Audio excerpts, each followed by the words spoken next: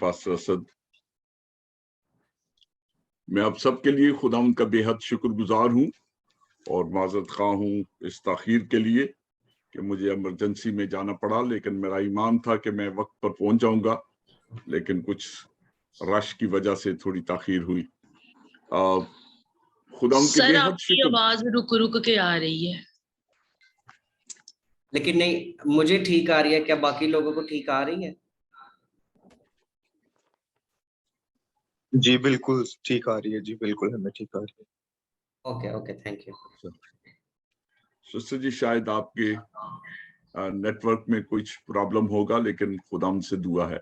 ऐ खुदावंद, हमारी दुआ ये है कि आज खुदावंद जितने लोग इस नेटवर्क पर हैं, खुदावंद मेरी दुआ ये है कि वो ऐसन तरीके से अच्छी तरह से खुदावंद तेरे खादम के आवाज को सुन सकें, कलाम की बात को सुन सकें, और खुदावंद तू मेरी भी मदद कर और सबको बड़ी कसरत से बरकत दे, यीशु के नाम में, आमीन आमीन। सिस्टर जी, अब ठीक है? आवाज मेरी क्लियर है अब? जी सर, क्लियर है आपकी आवाज बिल्कुल। ओके। जैसा कि आप जानते हैं कि हमने एक सीरीज को शुरू कर रखा है, और इस सीरीज का टाइटल या उन्वान है weak people and mighty God, कमजोर लोगों का जोरावर खुदा। और हमने देखा कि ये खजाना उसने मिट्टी के बर्तनों में रखा है। हम लोग कमजोर तो हो सकते हैं, लेकिन खुदावंद बहुत जोरावर है। आपने देखा, हमने यूसुफ की जिंदगी से कि यूसुफ की हैसियत क्या हो गई थी जब वो एक गुलाम की तरह बेचा गया। उन्होंने उसके पांव को बेड़ियों से दुख दिया, लेकिन वो कुदरत वाला खुदा जिसने उसे ख्वाब दिखाए थे, ऐसा हो नहीं सकता था कि जो ख्वाब खुदा हमें दे उन ख्वाबों की ताबीर ना हो या वो पूरे ना हो। लेकिन बशर्ते कि हम खुदा के साथ वफादारी से चलते रहें। और पैदाइश की किताब के 39वें बाब में साफ लिखा है, और खुदा यूसुफ के साथ था। और हम देखते हैं कि जब खुदा का साथ था तो खुदा की पाकीज़गी भी उसके साथ थी, और उसने गुनाह के साथ समझौता नहीं किया। फिर हमने देखा मूसा की जिंदगी से weak people and mighty God,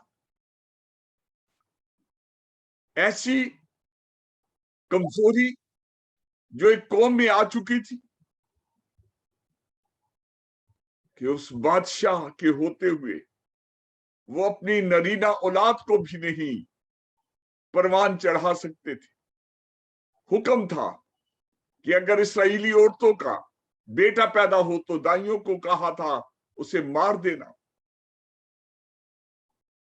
हुक्म था अगर कोई बच्चा फर्जंदे नरीना हो तो उसे दरिया में डाल देना। लेकिन ऐसी कसम पुरसी की हालत में, बेबसी में, खुदा ने किस तरह से मर्द खुदा मूसा को उठाया, और ईमान ही से मूसा ने बड़े होकर फिरौन की बेटी का बेटा कहलाने से इनकार कर दिया। आमीन जी। पास्टर असद, यही 3 कैरेक्टर अभी तक हमने लिए थे, अगर किसी को याद हो। पास्टर शहजाद, तो आज हम मर्द खुदा और मर्द दुआ एलिया के लिए देखेंगे। और आज हम एलिया की जिंदगी से सीखेंगे कि हम कमजोर इंसान बहुत दफा अबलीस की और तारीकी की ताकतों के सामने जब हमारी कमजोरियां आ जाती हैं, लेकिन जोरावर खुदा हमें कमजोर नहीं होने देता। ज़बूर नवीस ने इसलिए कहा, रब साडा जोर है ते नाले साडी है पना, दे मदद और सख्तियां विच जेड़ा साडा है खुदा। तो मेरे साथ मिलकर निकालिए पहली सलातीन और उसका 19वां बाब। सलातीन की किताब पहली सलातीन, फर्स्ट किंग्स चैप्टर 19।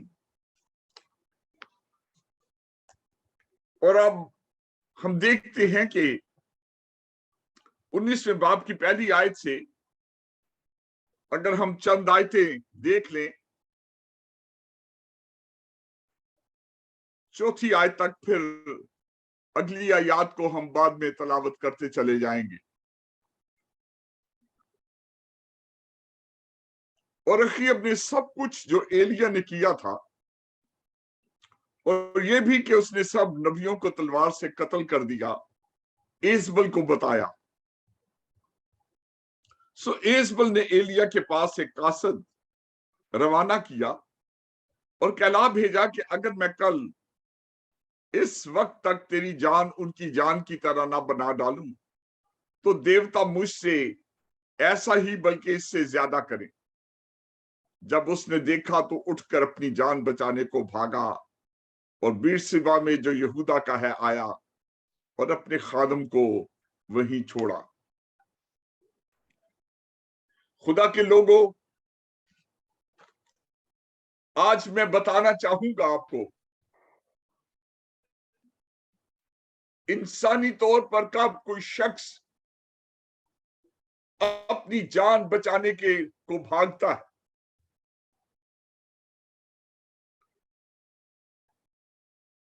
और हम जानते हैं कि एलिया जिसके वसीला से खुदा ने पहली सलातीन के 17 बाब और 18वें बाब में बड़े कुदरत वाले काम किए हैं। ये एलिया वो था जिसने अल-एलानिया ये कहा कि इन बरसों में ना ओस पड़ेगी ना मींह बरसेगा जब तक मैं ना कहूं। कैसी कुदरत खुदा ने उसे दे रखी थी। जब तक मैं ना कहूं, अब कहत पड़ा हुआ है, लेकिन खुदा ने उसे करीत के नाला पर भेजा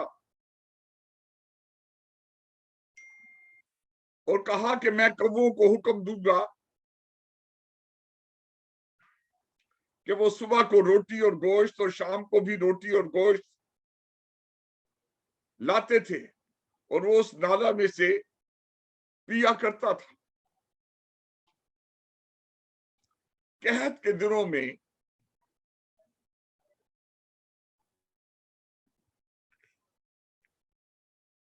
जब कुछ भी मुयस्सर नहीं था,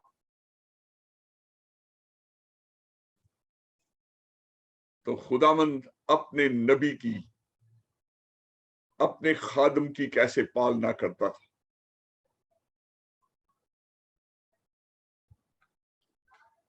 मौजज़ात हम देखते हैं इस 17वें बाब में कि जब खुदा ने उसे साथ पर भेजा तो इस बेवा के पास मुट्ठी भर आटा और तेल की कुप्पी में थोड़ा सा तेल था।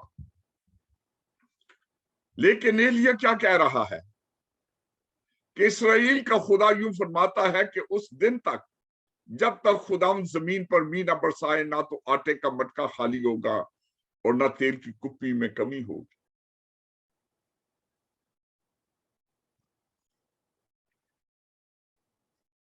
इस कलाम में इतनी कुदरत है। लिखा है 17 बाब की 16वीं आयत में कि खुदावंद के कलाम के मुताबिक जो उसने एलिया की मार्फत फरमाया था, ना तो आटे का मटका खाली हुआ और ना तेल की कुप्पी में कमी।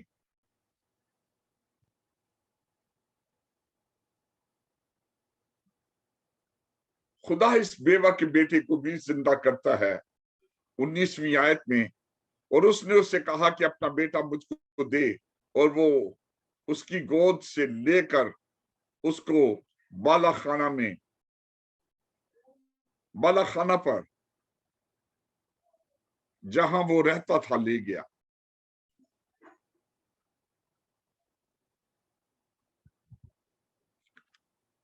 बाईसवीं आयत, और खुदावन ने एलिया की फरियाद सुनी और लड़के की जान उसमें फिर आ गई। ये कैसे मोजज़ात हैं अजीज बहन और भाइयों, कौन मुकाबला कर सकता है? 18वें बाब में बाल के 450 नबियों को उसने चैलेंज किया,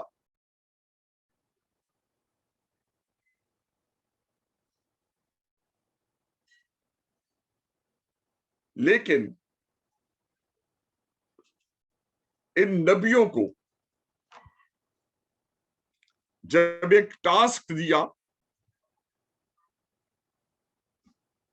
कि कुर्बानी के लिए एक बैल लेकर उसे टुकड़े टुकड़े करो, कुर्बान गाह पर रखो, और एक बैल को चुन ले और उसके टुकड़े टुकड़े काट कर लकड़ियों पर धरे और नीचे आग ना दे, और दूसरा बैल, और मैं दूसरा बैल तैयार करके उसे लकड़ियों पर धरूंगा।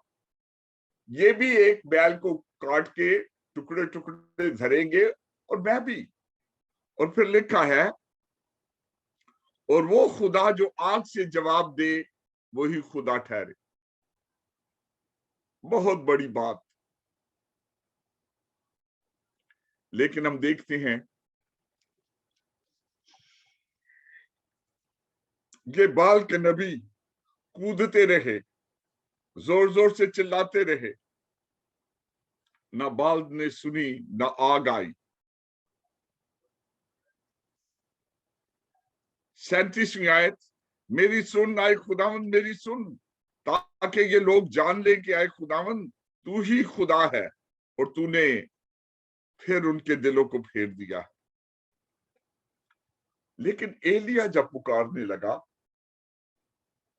सुन है आए खुदावन सुन, तू जो दुआओं का सुनने वाला, तो लिखा है 38वीं आयत में, तब खुदावंद की आग नाजल हुई। 39वीं आयत में, तब सब लोगों ने ये देखा तो मुंह के बल गिर पड़े और कहने लगे, मुंह के बल गिरे और कहने लगे, खुदावंद वही खुदा है, खुदावंद वही खुदा है। ये है एलिया का खुदा। चुनाचे एलिया ने उन नबियों को लेकर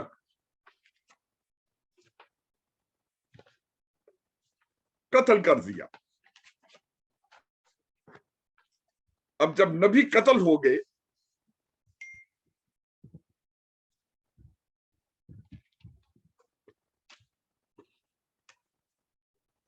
जो कि 17 बाब में उसने देखा, 40वीं आयत, और एलिया ने उनसे कहा, बाल के नबियों को पकड़ लो और उनमें से एक भी जाने ना पाए। सो उन्होंने उसको पकड़ लिया और एलिया उनको नीचे कैसून की नाला पर ले आया और वहां उनको कत्ल कर दिया। अब 19वें बाब में जो मैंने आपको कहानी पढ़कर सुनाई, इस बाइबल की मुकद्दस का वो वाकया,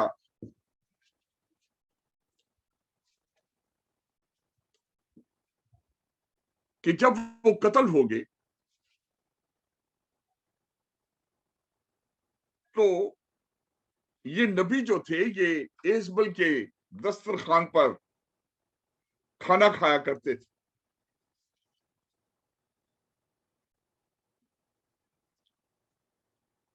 और जब आप 7वां और 18वां बाब पढ़ते हैं तो आपको पता चलता है कि ये लोग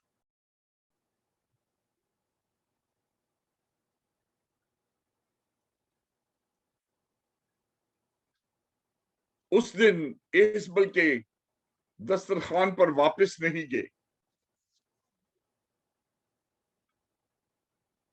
तो जब एजबल उनका इंतजार कर रही थी और उसने पूछा, तो 19वें बाब की पहली आयत में लिखा है, अखीब ने सब कुछ जो एलिया ने किया था और ये भी कि उसने सब नबियों को तलवार से कत्ल कर दिया, एजबल को बताया।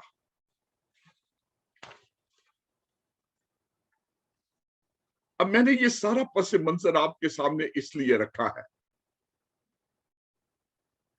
कि आप जान सको कि एलिया कितने जबरदस्त काम करने वाला, कुदरत वाला नबी था।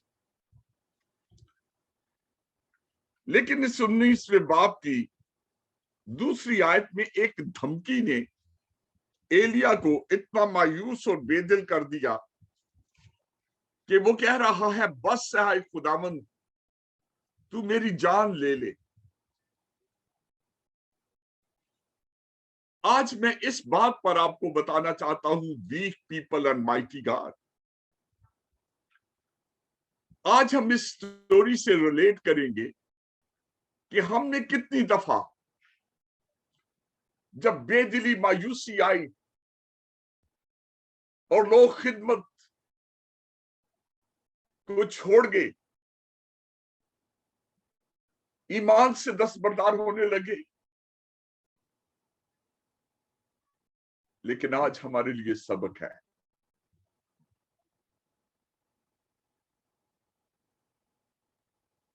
हमारे लिए सबक ये है, हम मायूसी और बेदिली, नाकामी से घबराए ना, डरे ना।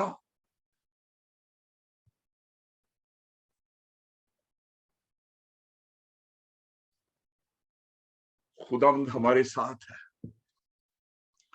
बस आए खुदावंद मेरी जान ले ले। और 5वीं आयत में लिखा है, झाओ के पेड़ के नीचे आकर बैठा, अपने लिए मौत मांगी और कहा, बस है, अब तू है खुदावंद मेरी जान ले ले, क्योंकि मैं अपने बाप दादा से बेहतर नहीं। 5वीं आयत, और वो झाओ के पेड़ के नीचे लेटा और सो गया। देखो, एक फरिश्ता ने उसे छुआ और उसे कहा, उठ और खा। सो उसने अंगारों की, सो उसने जो निगाह की तो क्या देखा कि उसके सरहाने अंगारों पर पकी हुई एक रोटी और पानी की एक सराय धरी है। सो वो खा पी कर सो गया। खुदावंद इस मायूस बेदिल इंसान को तकवीयत देना चाहता था। आज मुझे भी और आपको अंगारों पर पकी हुई रोटी जो है, ये खुदावंद यीशु मसीह, जो रोटी आसमान से उतरी यही है। बाप दादा की तरह नहीं खाया और मर गए,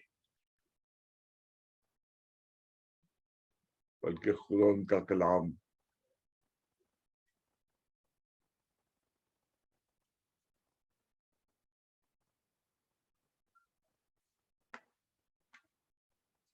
बस है खुदावंद तू मेरी जान ले।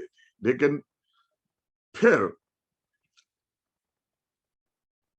8वीं आयत, सो उसने उठकर खाया पिया और उसके खाने से कुवत, और उस खाने की कुवत से 40 दिन और 40 रात चलकर खुदा के पहाड़ हूरब को गया और एक गार में टिक गया। और देखो, खुदा उनका कलाम फिर नाज़िल हुआ, आए एलिया तू यहां क्या करता है। खुदा के लोगों, आज खुदावंद, हम जिंदगी में कमजोर हो सकते हैं,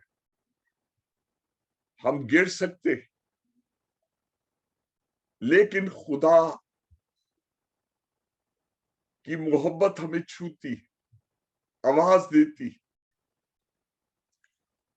और हम देखते हैं यहां पर, आए एलिया तू यहां क्या करता है। आज खुदावंद इसी तरह से मुझे और आपको बुला रहे हैं। आज मैं क्विकली आपको 4 या 5 बातें बताना चाहूंगा, मुख्तसरन, जो एलिया के तजर्बे से, एलिया की जिंदगी से हम सीखते हैं। Weak people and mighty God, कमजोर लोगों का जोरावर खुदा। सबसे पहली बात जो हम एलिया की जिंदगी से सीखते हैं कि एलिया माजी की खुशियों को, कामयाबियों को देखकर बड़ा खुश हो रहा था। सामरिया में मेरे वसीला से काम हुआ, फिर मैंने और लोगों को भेजा कि वो खुदा के लिए तैयार हों, इस्तेमाल हों।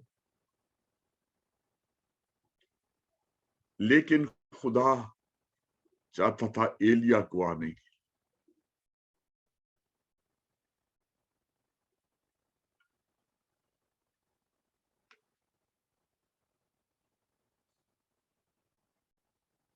आए एलिया, तू यहां क्या करता है? पहला पॉइंट ये है कि मसीह जिंदगी जो है ये एक मुसलसल जंग है। हम माजी की फतूहात पर इन्हिसार नहीं कर सकते। शायद आज से 10 साल पहले, 20 साल पहले आपने खुदावंद को कबूल किया, आप बड़े जोरावर थे, ऑल ऑफ सडन आप कमजोर होने लगे। पहला पत्रस 5 बाब की 8वीं आयत में लिखा है, तुम होशियार और बेदार रहो, तुम्हारा मुखालिफ इब्लीस गर्जने वाले शेर की तरह ढूंढता फिरता है कि किसको फाड़ खाए। सो ये आयत हमें सिखा रही है कि हमें होशियार और बेदार होना है हर वक्त। क्यों? मुकाशवा 12 बाब और उसकी 12वीं आयत, रेवलेशन 12:12, वहां पर, यहां पर लिखा है, आए आसमानों और उनके रहने वालों खुशी मनाओ, आए खुशकी और तरी तुम पर अफसोस, क्योंकि इब्लीस बड़े कहर में तुम्हारे पास उतर आया है, इसलिए कि जानता है कि उसकी, इसलिए जानता है कि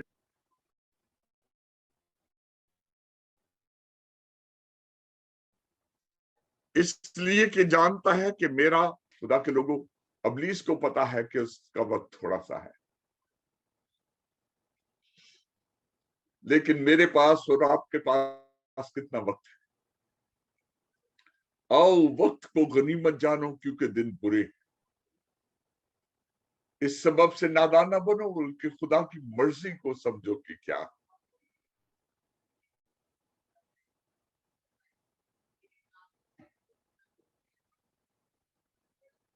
हम जाने कि खुदा ने हमें वक्त दे रखा है।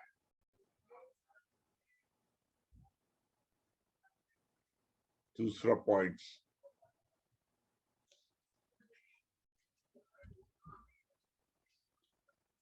जैसे मैंने कहा कि माजी की फतूहात पर ना सब इन्हिसार करें।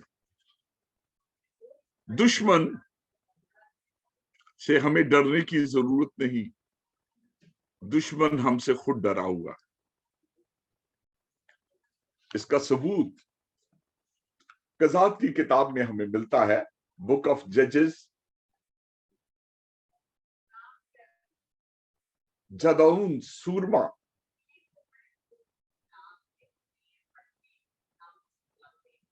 जदौन सूरमा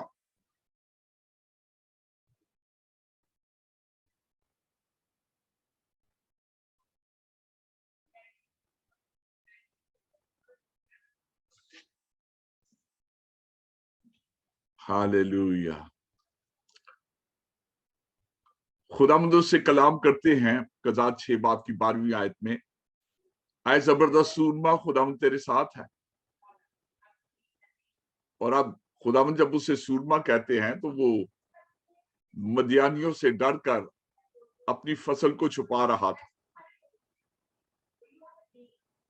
लेकिन फिर उसने कहा कि खुदावंद अगर हमारे साथ है तो ये हादसे हम पर क्यों गुजरते।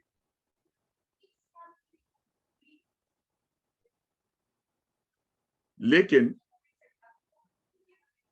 खुदावंद ने इसे जब कहा तो इसका सारा अहवाल जब हम कज़ात 17 बाब की 13वीं आयत से देखते हैं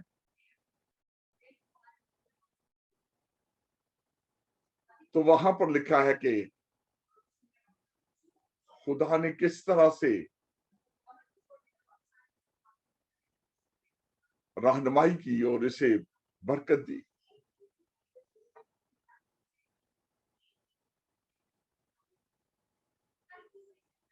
आए जबरदस्त सूरमा खुदा तेरे साथ। खुदा के लोगों, इमैनुएल, खुदा हमारे साथ।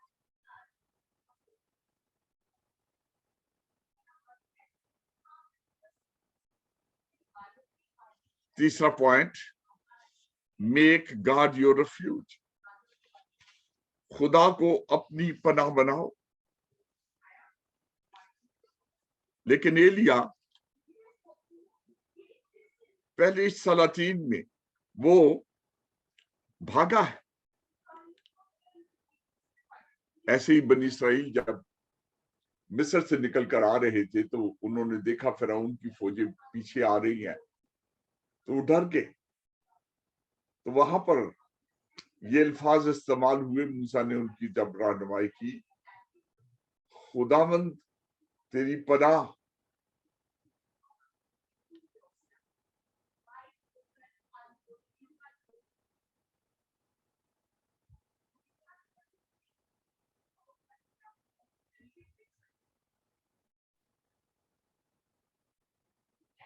खुदावंद इस्तिस्ना 33 बाब की 27वीं आयत में कहते हैं, अब दी खुदा तेरी सुकूनत गाह है और नीचे दायमी बाजू। तेरी सुकूनत गाह, आओ हम खुदा में छुपकर उसके लहू, उसके बेटे यीशु के लहू की धारा में छिपकर दुश्मन के सारे तीरों से महफूज होते हैं। इसलिए ज़बूर नवीस ने 27 ज़बूर में कहा, खुदावंद, 27 ज़बूर की पहली और दूसरी आयत, खुदावंद मेरी रोशनी और मेरी निजात है, मुझे किसकी दहशत। खुदावंद मेरी जिंदगी का पुश्ता है, मुझे किसकी हैबत। खुदा के लोगों, अगरचे हम कमजोर भी पड़ते हैं, लेकिन आज एलिया की जिंदगी से ये हम सीख सकते हैं। पहली बात कि हमें माजी की फतवाहत पर नहीं, मसीह जिंदगी एक रोजमर्रा जंग है, हर वक्त हम। दूसरी पॉइंट हमने देखा कि हमें दुश्मन से डरना नहीं, दुश्मन हमसे खुद खौफजदा है। और जदाऊन के उस कहानी में हम देखते हैं कि किस तरह से खुदा ने उसे एक रोया दिखाई कि वो जब उसने अमालीक के और उस दोस्त की मार्फत जब जदाऊन डर रहा था, खुदा ने कहा, अब दी खुदा तेरी निजात है।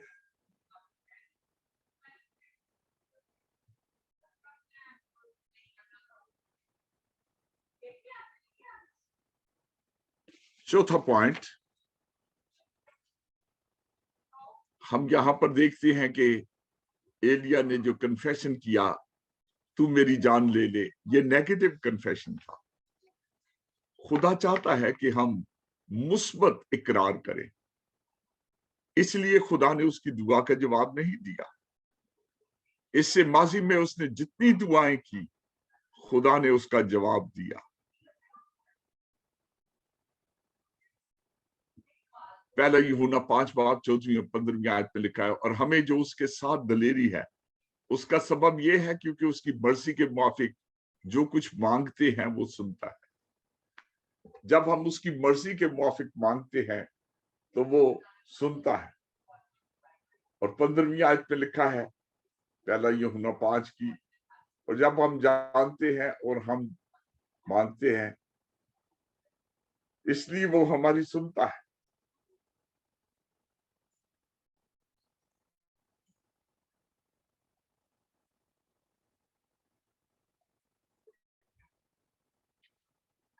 5वीं आयत में फिर खुदावंद की मोहब्बत उससे बगलगी होती है। देखो, एक फरिश्ता उसे छुआ और कहा, उठ, अंगारों पर पकी हुई रोटी, पानी, एक सराय। ये याद दिलाती है खुदावंद की जिंदगी बख्श। आज अजीजों, कितने सारे लोग हैं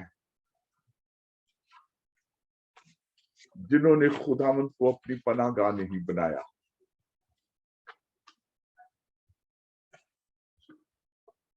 आज मैं इस बात को कंक्लूड करते हुए यहां पर यह कहना चाहता हूं,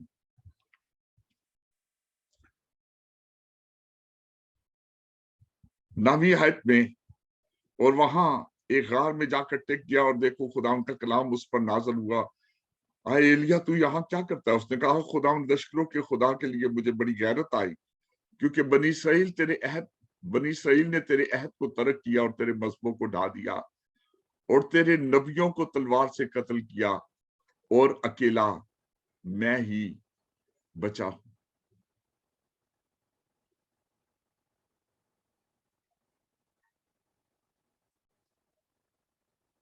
खुदा का शुक्र हो, ये आगाही मिली एलिया को,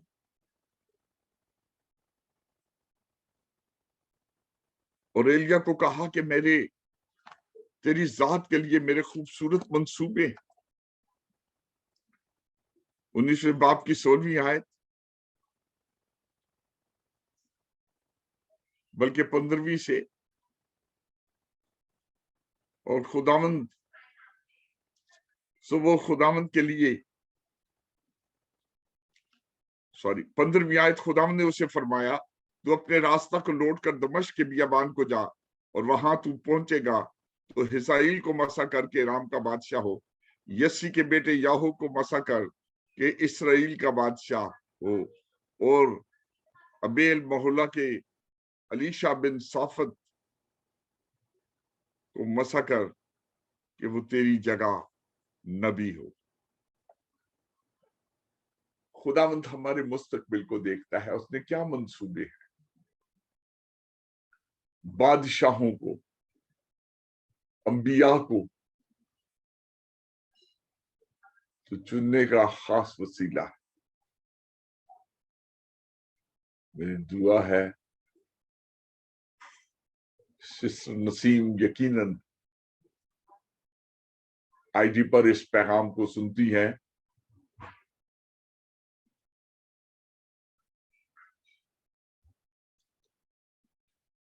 और खुदावंद से फजल मांगे कि आज खुदावंद अपने बड़े फजल से हमें हर तरह की मायूसी से, हर तरह की बेदिली से निकाल कर, खुदावंद ये कहना चाह रहा है, खुदावंद के लोगों, आज ये प्रोफेटिक वर्ड है, weak people and mighty God, कमजोर लोगों का जोरावर खुदावंद। एलिया यहां तक कमजोर हो गया कि अपनी जान कह रहा है, मेरी जान ले ले, मैं अपने बाप दादा से बेहतर नहीं। लेकिन हमने तजर्बात देखे खुदा ने दिए कि वो जान सके मसीह जिंदगी एक मुसलसल जंग है।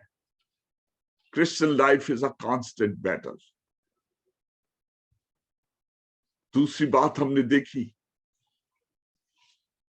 कि खुदा के सामने हमें ऐसा दलेर होना है, हमें खौफजदा नहीं होना। दुश्मन हमसे खाइफ है, जो तुम में है वो उससे बड़ा है जो दुनिया में।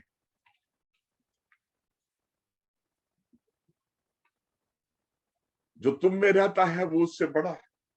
तीसरी बात, खुदा को अपनी पनाहगाह बनाए। अब्दी खुदा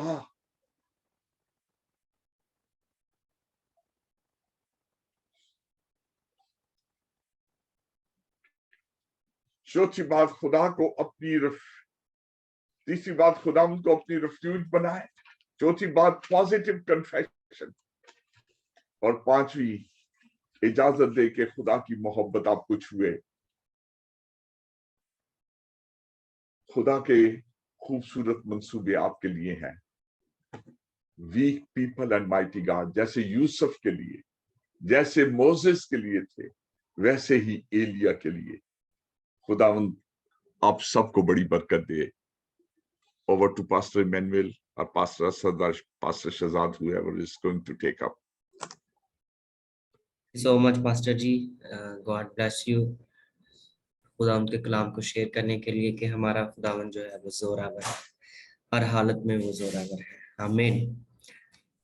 तो मैं चाहूंगा कि